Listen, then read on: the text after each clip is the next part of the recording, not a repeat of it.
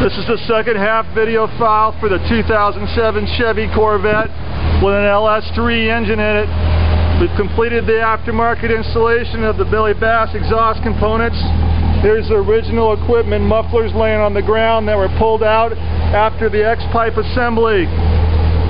Now that the components are installed, you'll see that there's two exhaust ports per side. This side actually is the muffler assembly where the components are rigid. On this side inside you're going to see an actuator assembly that's activated by a push button control. There's closed, there's open. Actuator opens up, exhaust flows more freely, unrestricted. Here's what it sounds like at a higher RPM.